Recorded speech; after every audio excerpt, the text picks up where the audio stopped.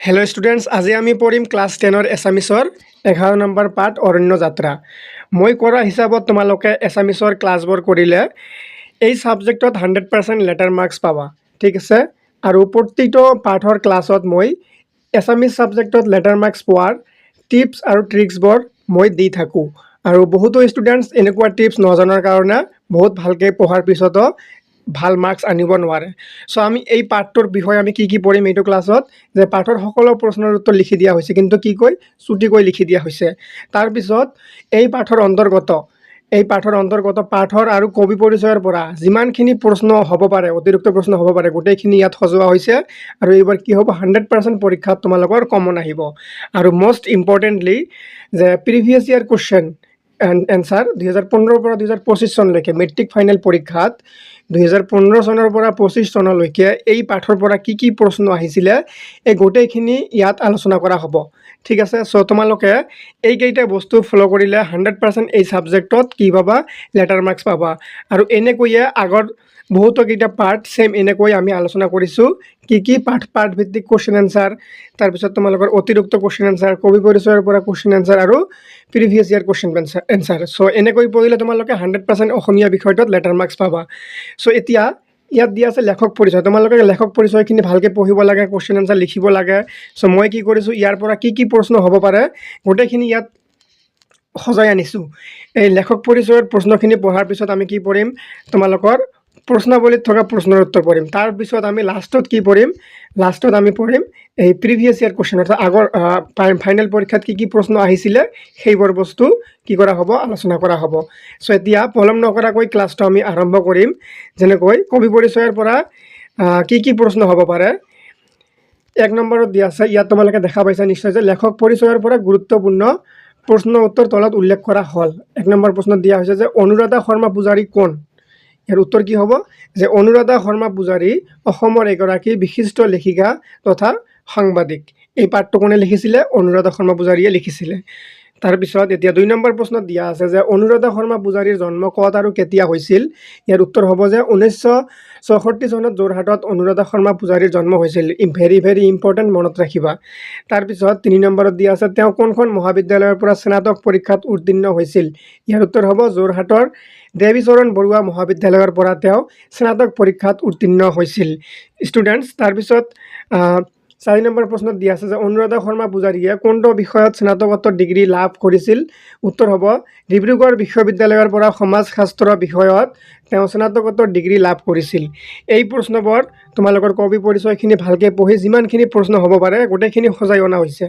এতিয়া 5 নম্বৰত দিয়া আছে যে অনুৰাধা শৰ্মা পূজাৰীয়ে কাৰ অধীনত শিক্ষকতাৰে কৰ্মজীৱন আৰম্ভ কৰিছিল। ইয়াৰ উত্তৰ হ'ব যে কলিকতাৰ একাডেমী অৱ ফাইন আৰ্টছৰ অধীনত শিক্ষকতাৰে তেওঁ কৰ্মজীৱন আৰম্ভ কৰিছিল। এই প্ৰশ্নবোৰ তোমালোকে নিজৰ কবি পৰিচয়খনত দাগ দি থ'বা। তাৰপিছত এতিয়া 6 নম্বৰত কৈছে যে বৰ্তমান তেওঁ সম্পাদনা কৰি থকা সাপ্তাহিক কাকত আৰু মাহেকীয়া আলোচনীখনৰ নাম কি। উত্তৰ হ'ব যে সাপ্তাহিক কাকতখনৰ নাম সাদিন আৰু মাহেকীয়া আলোচনীখনৰ নাম সাতসৰী। চ' এই 6 নম্বৰ প্ৰশ্নটো আটাইতকৈ ইম্পৰ্টেণ্ট প্ৰশ্ন হয়। এইবোৰ প্ৰশ্ন তোমালোকৰ পৰীক্ষাত আহি থকা দেখা যায়। তাৰপিছত 7 নম্বৰত দিয়া আছে যে অনুৰাধা শৰ্মা পূজাৰীৰ কেইখনমান উল্লেখযোগ্য উপন্যাসৰ নাম লিখা। ইয়াৰ উত্তৰ হ'ব যে হৃদয়, এক বিজ্ঞাপন, চাহেবপুৰৰ বৰষুণ, কাঞ্চন, নাহৰৰ নিৰিবিলি ছাঁ আদি, ঠিক আছে। চ' 8 নম্বৰ প্ৰশ্নত দিয়া আছে যে লেখিকাগৰাকীৰ কেইখনমান উল্লেখযোগ্য গল্প সংকলনৰ নাম কি। উত্তৰ হ'ব যে বসন্তৰ গান, এজন সামাজিক কবিৰ বায়'গ্ৰাফী, কেথেৰিনাৰ সৈতে এটি নিৰ্জন দুপৰীয়া আদি। তাৰপিছত 9 নম্বৰ প্ৰশ্নত দিয়া হৈছে যে চাহেবপুৰৰ বৰষুণ উপন্যাসৰ বাবে তেওঁ কেতিয়া আৰু কি বঁটা লাভ কৰিছিল। চোৱা কিমান ইম্পৰ্টেণ্ট প্ৰশ্ন দিয়া হৈছে। যে উত্তৰ হ'ব 2003 চনত অসম সাহিত্য সভাৰ কুমাৰ কিশোৰ সোৱৰণী বঁটা লাভ কৰিছিল। তাৰপিছত 10 নম্বৰত দিয়া আছে অনুৰাধা শৰ্মা পূজাৰীয়ে 2013 চনত কি বঁটা লাভ কৰে। উত্তৰ হ'ব সাহিত্য আৰু সংবাদ সেৱাৰ স্বীকৃতি ৰূপে তেওঁ 2013 চনত ৰেনেছা অসম বঁটা লাভ কৰে। এতিয়া প্ৰশ্নাৱলীৰ প্ৰশ্নখিনি আমি আৰম্ভ কৰিম। তোমালোকৰ কিতাপত থকা কি প্ৰশ্ন দিছে। প্ৰথমত দিয়া আছে ভাৱ বিষয়ক, তাৰে 1 নম্বৰত দিয়া আছে চমুকৈ উত্তৰ লিখা। ক নম্বৰ প্ৰশ্নত কৈছে যে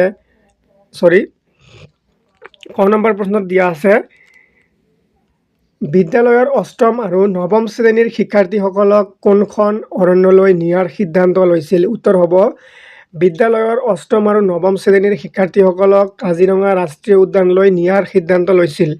ষ্টুডেণ্টছ, মই তোমালোকক যিখিনি প্ৰচেছ দেখাই দিছোঁ যে প্ৰথমতে কবি পৰিচয়ৰ পৰা কি কি প্ৰশ্ন হ'ব পাৰে গোটেইখিনি, তাৰপিছত তোমালোকৰ মেইন পাঠৰ প্ৰশ্নাৱলীৰ পৰা কি কি প্ৰশ্ন আছে গোটেইখিনি পঢ়িব লাগিব আৰু তাৰে ভিতৰত কি কি ইম্পৰ্টেণ্ট পৰীক্ষাৰ কাৰণে, প্ৰশ্নাৱলীত থকা প্ৰশ্নকেইটাৰ ভিতৰত কি কি ইম্পৰ্টেণ্ট পৰীক্ষাৰ কাৰণে এইখিনি মই তোমালোকক কৈ দিম। তাৰপিছত পাঠৰ অতিৰিক্ত কুৱেশ্যন এনচাৰ আৰু প্ৰিভিয়াছ ইয়াৰ কুৱেশ্যন, অৰ্থাৎ তোমালোকৰ মেট্ৰিক ফাইনেল পৰীক্ষাত এই পাঠৰ পৰা কি কি প্ৰশ্ন আহিছে তোমালোকে এবাৰ চালে গম পাবা যে এই বছৰ তোমালোকে কি কি পঢ়িব লাগিব এই পাঠৰ পৰা। চ' এনেকৈ তোমালোকে যদি এছামিছ ছাবজেক্টক ফ'ল' কৰি পঢ়া, মই কোৱা হিচাপত তোমালোকে 100% কি পাবা, লেটাৰ মাৰ্কছ আনিব পাৰিবা। আৰু বৰ্তমান যেতিয়াৰে পৰা MCQ আহিছে পৰীক্ষাত মেট্ৰিক ফাইনেলত, বহুতো ষ্টুডেণ্টছে এছামিছ ছাবজেক্টত ফেইল কৰা দেখা গৈ আছে। কাৰণ বাকী ছাবজেক্টবোৰত MCQ কিবা কিবি দি মাৰ্কছটো ভাল আহি যায়, কিন্তু এছামিছটোত MCQ নথকাৰ কাৰণে ইমান ভাল মাৰ্কছ কেৰি কৰিব নোৱাৰে। চ' ষ্টুডেণ্টছবোৰত এছামিছ ছাবজেক্টটো অলপ গুৰুত্ব কম দি আছে, কিন্তু এই ছাবজেক্টটো এনেকুৱা এটা ছাবজেক্ট, অলপ ভালকৈ মন দি পঢ়িলে তোমালোকে এই ছাবজেক্টটো দি তোমালোকৰ পাৰ্চেণ্টটো হাই কৰিব পাৰিবা। চ' তোমালোকক যদি এছামিছ ছাবজেক্টত লেটাৰ পোৱাৰ কাৰণে এটা ছিৰিজ লাগে, অকল এছামিছটো কেনেকৈ পঢ়িলে মই সেই হিচাপতে ভিডিঅ' বনাম, এছামিছ লেটাৰ পোৱা কৰি টাৰ্গেট কৰি। চ' যদি তোমালোকক লাগে গ্ৰামাৰ, ব্যাকৰণ, তাৰপিছত ৰচনা, যিমানখিনি আছে আবেদন লিখন, গোটেইখিনি বস্তু যদি লাগে তোমালোকে কমেণ্টত জনাবা। মই কি কৰিম, তোমালোকৰ কাৰণে এটা নতুনকৈ ছিৰিজ আৰম্ভ কৰিম যে এছামিছ লেটাৰ মাৰ্কছ কেনেকৈ পোৱা যায়। ঠিক আছে, তোমালোকে সকলোৱে কমেণ্ট কৰি জনাবা যদি তোমালোকক এছামিছত লেটাৰ মাৰ্কছ লাগে আৰু মোৰ পৰা ভিডিঅ'ছ লাগে এছামিছ ছাবজেক্টৰ কাৰণে, আবেদন, তাৰপিছত ৰচনা, তাৰপিছত আৰু যিমানখিনি আছে গোটেইখিনি।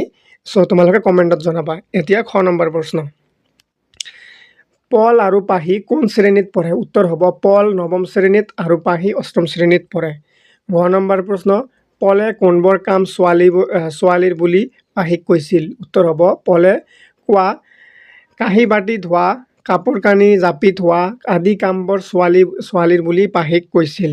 তাৰপিছত ঘ নম্বৰ প্ৰশ্নত দিয়া আছে যে লৰ্ড কাৰ্জন কোন? উত্তৰ হ'ব লৰ্ড কাৰ্জন ভাৰতৰ এজন ব্ৰিটিছ ভাইচৰয় আছিল। তেওঁৰ পত্নী মেৰী কাৰ্জনৰ অনুৰোধত কাজিৰঙা বনাঞ্চল সংৰক্ষণৰ ব্যৱস্থা কৰিছিল। তাৰপিছত এতিয়া দিয়া আছে 2 নম্বৰ প্ৰশ্ন যে ল'ৰা ছোৱালীৰ কামৰ পাৰ্থক্য দেখি পাহিয়ে মাকক কি কৈছিল?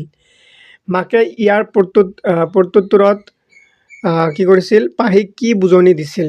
উত্তৰ হ'ব যে ল'ৰা ছোৱালীৰ কামৰ পাৰ্থক্য দেখি পাহিয়ে মাকক সুধিছিল যে ল'ৰা আৰু ছোৱালীৰ কামবোৰ কোনে পৃথক কৰিলে। তাইৰ ককায়েক পলে কিয় নিজৰ কামবোৰ নিজে নকৰে আৰু সেইবোৰ তাই বা মাকে কৰি দিব লাগে বুলি ভাবে? ইয়াৰ প্ৰত্যুত্তৰত মাকে হাঁহি মাৰি বুজাইছিল যে বয়স অনুযায়ী যি কাম কৰিব লাগে সেয়া ল'ৰা ছোৱালীৰ উভয়ে শিকিব লাগে। তাৰপিছত কাৰণ নিজৰ প্ৰয়োজনীয় কামখিনি কৰিব নাজানিলে ভৱিষ্যতে আনৰ ওপৰত নিৰ্ভৰশীল হ'বলগীয়া হ'ব আৰু তেতিয়া সময়ে আৰু মানুহেও ঠগিব পাৰে। এতিয়া 3 নম্বৰ প্ৰশ্নত দিয়া আছে যে প্ৰকৃতিৰ কোনবোৰ সুন্দৰ নিয়মে পাহিক আকৃষ্ট কৰে? উত্তৰ হ'ব পাহিৰ ঘৰৰ চৌহদত থকা গছ লতাবোৰৰ মাজত থকা সুন্দৰ নিয়মবোৰে তাইক আকৃষ্ট কৰে। তাই লক্ষ্য কৰে যে প্ৰতিজোপা গছৰ ৰং আৰু পাতৰ আকাৰ ভিন্ন, তামোল গছৰ কাষতে থকা আমজোপাৰ চেহেৰাৰ মিল নাই, তথাপি সিহঁত ওচৰা ওচৰিকৈ মিলা প্ৰীতিৰে থাকে। কলগছৰ কাষতে থকা নেমু গছৰ কাইটেও কলগছক কেতিয়াও নবিন্ধে। প্ৰকৃতিৰ এই সুন্দৰ নিয়ম আৰু সহাৱস্থানেই পাহিক আকৃষ্ট কৰে। 4 নম্বৰত দিয়া আছে কাজিৰঙালৈ যাবলৈ ওলাওঁতে পাহি আৰু পলক মাক আৰু দেউতাকে কি উপদেশ দিছিল? উত্তৰ হ'ব কাজিৰঙালৈ যাবলৈ ওলাওঁতে দেউতাকে তেওঁলোকক শিক্ষকৰ লগত থাকিবলৈ আৰু তেওঁলোকৰ কথা মতে চলিবলৈ উপদেশ দিছিল। আনহাতে মাকে কৈছিল যে কাজিৰঙা এখন বিশ্ববিখ্যাত অৰণ্য আৰু তাৰ পৰা বহুতো কথা শিকিবলগীয়া আছে। তেওঁলোকে যাতে যিমান পাৰে শিকে আৰু নিজৰ লগতে নিজৰ বয় বস্তুবোৰো চম্ভালে। তাৰ পিছৰ প্ৰশ্নত কৈছে কামত ল'ৰা ছোৱালী বুলি ভাগ নাই, যেনেকৈ কাম ভাগ কৰি দিছোঁ তেনেকৈ কৰা। এই কথাষাৰৰ বক্তা কোন? তেওঁ কিয় এই কথাষাৰ ক'বলগীয়া হৈছিল আঁতিগুৰি মাৰি লিখা। উত্তৰ হ'ব যে এই কথাষাৰৰ বক্তা হ'ল অংকৰ শিক্ষক ৰঞ্জিত হাজৰিকা ছাৰ। কাজিৰঙালৈ যোৱা বাছখনত শিক্ষকসকলে ছাত্ৰ ছাত্ৰীসকলৰ মাজত কাম ভাগ কৰি দিছিল। সৌৰভ আৰু আফতাবক খাদ্য বিতৰণৰ দায়িত্ব দিয়াত সৌৰভে আপত্তি কৰি কৈছিল যে সেইটো ছোৱালীৰ কাম, সিহঁতে ল'ৰা হিচাপে শাসনৰ দৰে টান কামহে কৰিব। তেতিয়া ল'ৰা ছোৱালীৰ মাজত কামৰ কোনো বিভাজন নাই বুলি আৰু দিয়া দায়িত্ব পালন কৰিবলৈ নিৰ্দেশ দি শিক্ষকগৰাকীয়ে এই কথাষাৰ ক'বলগীয়া হৈছিল।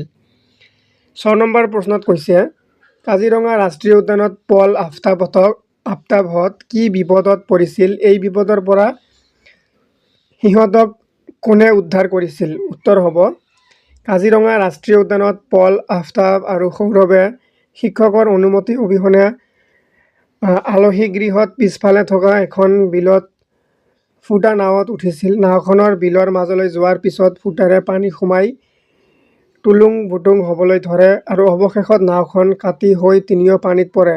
এই বিপদৰ পৰা সিহঁতক সেইফালে মাছ মাৰি থকা দীপালী, ৰুমি, শেৱালী, জিনা আৰু লক্ষ্মী নামৰ 5গৰাকী স্থানীয় গাঁৱলীয়া ছোৱালীয়ে সাঁতুৰি গৈ উদ্ধাৰ কৰিছিল। তাৰপিছত নেক্সট প্ৰশ্নত দিয়া আছে শিক্ষক শিক্ষয়িত্ৰীসকলে অৰণ্য দৰ্শনৰ কাৰ্যসূচী কিয় বাতিল কৰিব খুজিছিল। ইয়াৰ পিছত পৰিস্থিতি কি হ'ল বহলাই লিখা।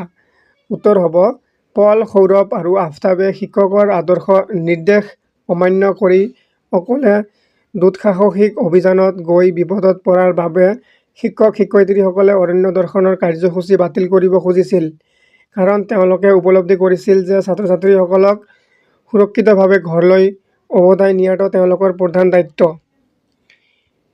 ইয়াৰ পিছত গোটেই পৰিৱেশটো গম্ভীৰ হৈ পৰে। পাহিকে ধৰি আন ছাত্ৰ ছাত্ৰীসকলে অনুৰোধ কৰে যাতে দোষ নকৰাসকলক শাস্তি দিয়া নহয়। পল আৰু তাৰ বন্ধুকেইটাও নিজৰ ভুল স্বীকাৰ কৰি ক্ষমা খোজে আৰু ভৱিষ্যতে তেনে ভুল নকৰাৰ প্ৰতিশ্ৰুতি দিয়ে। অৱশেষত শিক্ষকসকল তেওঁলোকক ক্ষমা কৰি দিয়ে আৰু অৰণ্য দৰ্শনৰ কাৰ্যসূচী বাহাল ৰাখে এই চৰ্তত যে তেওঁলোকে নিজৰ অভিজ্ঞতাৰে এখন ৰচনা লিখি জমা দিব লাগিব। তাৰপিছত 8 নম্বৰ প্ৰশ্নত সুধিছে যে মহিচন্দ্ৰ মিৰি কোন? কাজিৰঙাক বিশ্ব দৰবাৰত চিনাকি কৰাই দিবলৈ তেওঁ কেনে ভূমিকা লৈছিল। উত্তৰ হ'ব মহিচন্দ্ৰ মিৰি আছিল কাজিৰঙাৰ প্ৰথমজন ভাৰতীয় তথা অসমীয়া বন বিষয়া। তেওঁ কাজিৰঙাৰ গড় আমেৰিকা যুক্তৰাষ্ট্ৰৰ চিৰিয়াখানালৈ পঠিয়াইছিল। এই ঘটনাৰ জৰিয়তে তেওঁ কাজিৰঙা যে এশিঙীয়া গড়ৰ এক প্ৰধান বসতিস্থল সেই কথাটো সমগ্ৰ বিশ্বক প্ৰথমবাৰৰ বাবে জনাইছিল। এইদৰে বিশ্বই মানচিত্ৰত কাজিৰঙাক চিনাকি কৰি দিয়াত তেওঁ এক গুৰুত্বপূৰ্ণ ভূমিকা পালন কৰিছিল। এতিয়া 9 নম্বৰ প্ৰশ্নত কৈছে নিগনি চিকাৰীৰ প্ৰকৃত নাম কি? তেওঁ কাক প্ৰথমে কাজিৰঙাৰ গড় দেখুৱাইছিল। উত্তৰ হ'ব নিগনি চিকাৰীৰ প্ৰকৃত নাম আছিল বাপিৰাম হাজৰিকা। তেওঁ ব্ৰিটিছ ভাইচৰয় লৰ্ড কাৰ্জনৰ পত্নী মেৰী কাৰ্জনক প্ৰথমে কাজিৰঙাৰ গড় দেখুৱাইছিল। তাৰপিছত 10 নম্বৰ প্ৰশ্নত কৈছে কাজিৰঙালৈ যাত্ৰা কৰি কি বিশেষ শিক্ষা লাভ কৰিলে বুলি শিক্ষাৰ্থীসকলে শিক্ষক শিক্ষয়িত্ৰীসকলক অৱগত কৰিছিল। উত্তৰ হ'ব কাজিৰঙালৈ যাত্ৰা কৰি শিক্ষাৰ্থীসকলে লাভ কৰা বিশেষ শিক্ষাসমূহ হ'ল প্ৰথমটো আত্মনিৰ্ভৰশীলতা, নিজৰ কাম নিজে কৰিব লাগে, আনৰ ওপৰত নিৰ্ভৰ কৰিব নালাগে। তাৰপিছত কি দিছে যে প্ৰকৃতিৰ গুৰুত্ব, গছ গছনি, মানুহ আৰু জীৱ জন্তুৰ বন্ধু, গছ অবিহনে আমি জীয়াই থাকিব নোৱাৰোঁ। তৃতীয়তে লিংগ সমতা, ল'ৰা আৰু ছোৱালী সকলো সমান, কামৰ কোনো লিংগ বিভাজন নাই। তাৰপিছত দি আছে বিচক্ষণতা, আত্মৰক্ষাৰ জ্ঞান নোহোৱাকৈ কেৱল মৰসাহ দেখুওৱাটো মূৰ্খৰ কাম। তাৰপিছত দি আছে অনুশাসন, দলীয়ভাৱে কৰাবলৈ গ'লে অনুশাসন আৰু শৃংখলা মানি চলাটো অত্যন্ত জৰুৰী। তাৰপিছত এতিয়া দিয়া আছে ভাষা বিষয়ক, প্ৰশ্নাৱলীত ভাষা বিষয়কৰ 1 নম্বৰত দিছে বাক্য ৰচনা কৰা। প্ৰথমটো আছে ককাই ভনীৰে বাক্য ৰচনা কৰিব লাগে। কৰিলে কি হ'ব যে ককাই ভনীৰ মাজত কাজিয়া হ'লেও তেওঁলোকৰ মৰম অটুট থাকে। তাৰপিছত দিয়া আছে টুলুং ভুটুং, পুৰণি নাওখন পানীত টুলুং ভুটুং কৰি আছিল। তাৰপিছত নেক্সট দিয়া আছে চিঞৰ বাখৰ। কাজিৰঙালৈ যোৱাৰ খবৰ শুনি ছাত্ৰ ছাত্ৰীসকলে চিঞৰ বাখৰ আৰম্ভ কৰিলে। তাৰপিছত দিয়া আছে মানুহ দুনুহ, গাঁওখনৰ সেইফালে বিশেষ মানুহ দুনুহৰ সমাগম নাই। তাৰপিছত দিয়া আছে তিতিবুৰি, বৰষুণত তিতিবুৰি সি ঘৰ আহি পালেহি। এতিয়া 2 নম্বৰত দিছে যে মূৰ্ধন্য হোৱাৰ কাৰণ দৰ্শোৱা। প্ৰথমত দিয়া আছে অৰণ্য। এই অৰণ্য শব্দটোত মূৰ্ধন্য কিয় হৈছে দন্তন্য নহৈ তাৰে কাৰণ লিখিব লাগে যে ৰৰ পিছত একেটা পদতে থকাৰ বাবে দন্তন্য মূৰ্ধন্য হৈছে। এই ৰৰ পিছত ন হ'লে মূৰ্ধন্যই হয়।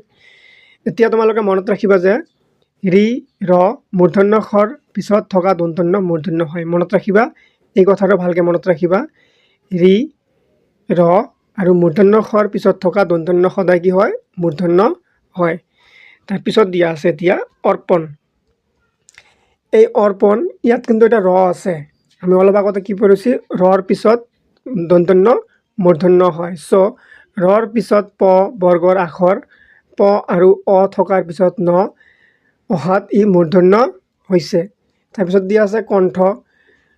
ত বৰ্গৰ আখৰ থৰ লগত যুক্ত হোৱাৰ বাবে দন্তন্য মূৰ্ধন্য হৈছে। তাৰপিছত দিয়া আছে অৰণি। ৰৰ পিছত স্বৰবৰ্ণ অ থকাৰ পিছত দন্তন্য অহাত ই মূৰ্ধন্য হৈছে। তাৰপিছত নেক্সট দিয়া আছে পুৰণি। ৰৰ পিছত স্বৰবৰ্ণ অ থকাৰ পিছত দন্তন্য অহাত ই মূৰ্ধন্য হৈছে। নেক্সট দিয়া আছে আৰম্ভৰ পূৰ্ণ। পূৰ্ণ শব্দটোত ৰৰ পিছত থকা বাবে ন মূৰ্ধন্য হৈছে। এতিয়া আমি এই পাঠৰ মষ্ট ইম্পৰ্টেণ্ট পাঠটো আলোচনা কৰিম যে SSLC পৰীক্ষাৰ পূৰ্ববৰ্ষৰ প্ৰশ্ন উত্তৰ 2015 চনৰ পৰা 25 চনলৈকে কি প্ৰশ্ন আহিছিলে আমি চাম। যেনেকৈ 2018 চনত এটা প্ৰশ্ন আহিছিলে যে অৰণ্য যাত্ৰা পাঠটিৰ লেখক কোন? চোৱা, ডাইৰেক্ট কবি পৰিচয়ৰ পৰা 1 মাৰ্ক, কিমান ইজি। চ' সেইকাৰণে মই কবি পৰিচয়ৰ পৰা বহুতকেইটা প্ৰশ্ন তোমালোকক লিখি দিছোঁ। প্ৰথমতে এইকেইটা ভালকৈ পঢ়িবা। তাৰপিছত 19 চনত আহিছিলে যে পাহি আৰু পল কোন শ্ৰেণীত পঢ়ে? একেবাৰে ইজি। চ' ইয়াত তোমালোকে গম পাবা যে কি প্ৰশ্ন এইটো পাঠৰ পৰা আহিব পাৰে।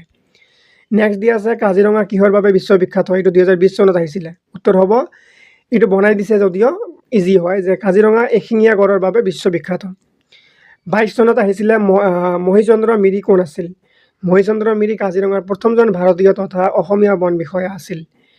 চ' এইবোৰ হ'ল ইয়াত বহুত ইম্পৰ্টেণ্ট প্ৰশ্ন। এতিয়া দীঘল প্ৰশ্ন কি আহিছিলে?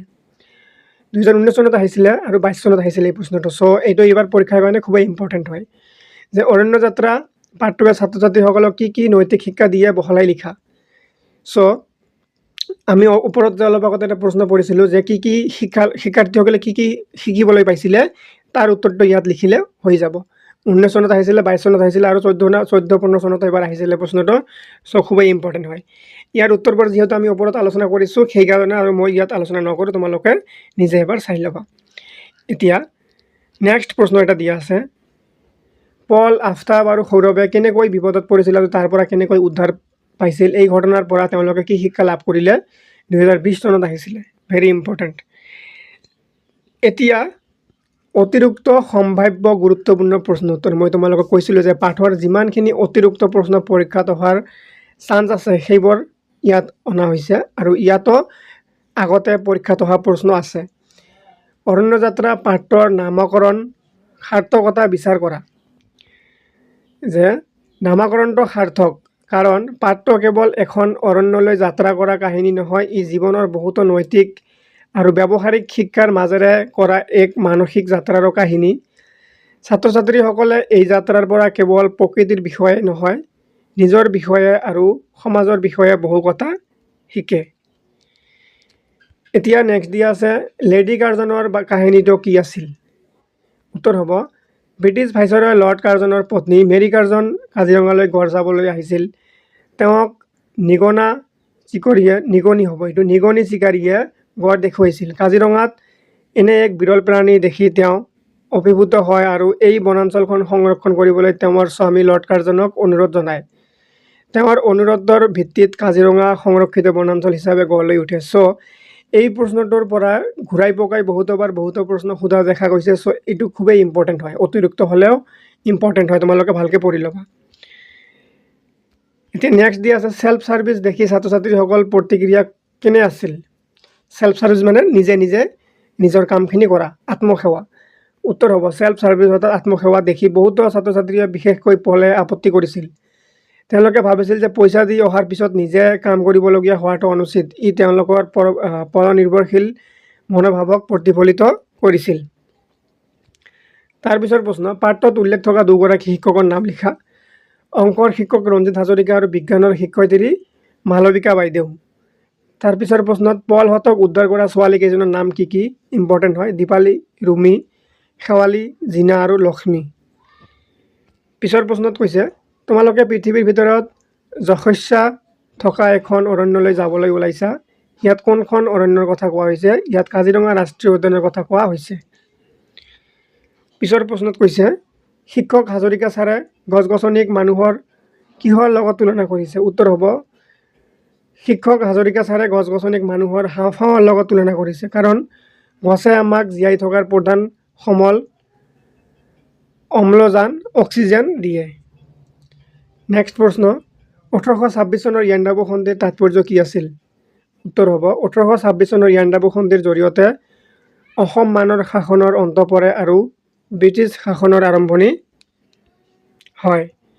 পাত্ৰৰ মতে ইয়াৰ পিছতে কাজিৰঙা হাবিৰ কাষে কাষে মানুহৰ গাঁও গঢ় লৈ উঠে। তাৰপিছত নেক্সট দিয়া আছে পাঠটোৰ শেষত ছাত্ৰ ছাত্ৰীসকলে কি উপলব্ধি কৰিলে? উত্তৰ হ'ব পাঠটোৰ শেষত ছাত্ৰ ছাত্ৰীসকলে উপলব্ধি কৰিলে যে পাঠ্যপুথিয়ে দিব নোৱাৰা বহুতো ব্যৱহাৰিক জ্ঞান এনেধৰণৰ ভ্ৰমণৰ পৰা লাভ কৰিব পাৰি আৰু এই অভিজ্ঞতাই তেওঁলোকৰ মনত আত্মবিশ্বাস বঢ়াই তোলে।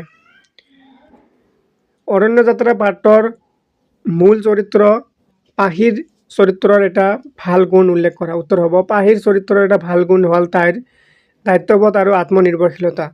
তাই নিজৰ কাম নিজে কৰাৰ লগতে ককায়েকৰ ভুলৰ বাবে সমগ্ৰ দলটোৱে শাস্তি পোৱাটো বিচৰা নাছিল, যি তাৰ ন্যায়পৰায়ণতাৰো পৰিচায়ক।